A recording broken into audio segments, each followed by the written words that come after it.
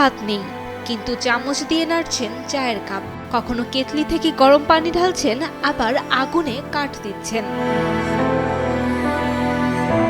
কারেন্টের কাজ করতে গিয়ে নিজের দুটি হাত হারান মেহরাব হোসেন নিহাল। তবু থেমে নেই তার জীবনযুদ্ধ।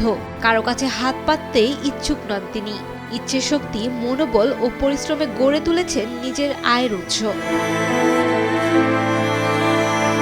তার দোকানে ভিড় করছেন গ্রামের তরুণ বয়স্করা। নিয়মিত তার কাছ থেকে চা পান করেন তারা।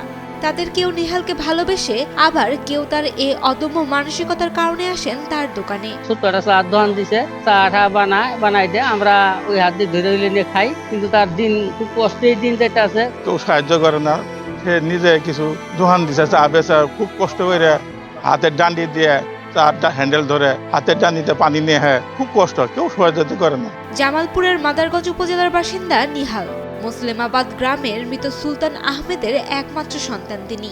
শৈশবে বাবা মারা যাওয়ার পর থেকে অভাব অনটনের সংসার চললেও কখনো ভিক্ষা করার কথা ভাবেননি। তো জীবনে কি করব এই চিন্তা করতে করতে করতে করতে একবার ডিসিশন নিলাম যে না, কিছু একটা করতে হবে। মানুষের দ্বারে দ্বারে তো যাওয়া যাবে। একটা মানুষ যখন একটা মানুষের কাছে যায়, তখন সেই মানুষটা বুঝে যে মানুষকে যে যা কতটা কষ্টের। তো চিন্তা ভাবনা করলাম যে নিজেই কিছু করব। তো সর্বপ্রথম আগে দোকান দিলাম। দোকান চালানোর পরে 6 মাস, 1 বছর, 1.5 বছর ভালো চললো। সামথিং লস খাইছি, কিছু টাকা লস খাওয়ার পরে দোকানটা বাদ দিয়েছিলাম। তো এখন আবার নতুন পর্যায়ে শুরু করছি। ছোটবেলা থেকেই দারিদ্র্যের সাথে লড়াই করা নিহাল পড়াশোনা করেছেন উচ্চ মাধ্যমিক পর্যন্ত।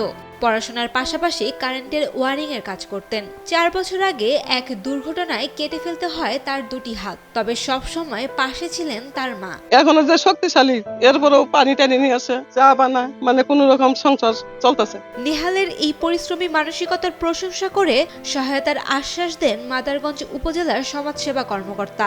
নিজে থেকেই নিয়ে সহযোগে সে একটি ব্যবসা পরিচালনা করছে। সেই ব্যবসাকে আমরা কিভাবে প্যাট্রোনাইজ করতে পারি সেই দিকটা চিন্তা করে স্যার আমাদের যে উপজেলা কমিটি আছে তার মাধ্যমে আমরা ইতিমধ্যে তাকে তার ব্যবসায়িক কাজে, তার ব্যবসায়িক পণ্য দ্রব্য হিসেবে আমরা দেব। এর পাশাপাশি তার এই ব্যবসা কার্যক্রম পরিচালনার ক্ষেত্রে পরবর্তীতে আমরা আরও তাকে সহযোগিতা করব। নিহালের পাশে দাঁড়ানোর জন্য সরকার ও সচেতন মহলকে আহ্বান জানান প্রতিবেশীরা। সায়েম আক্তার, ডেইলি সাগ।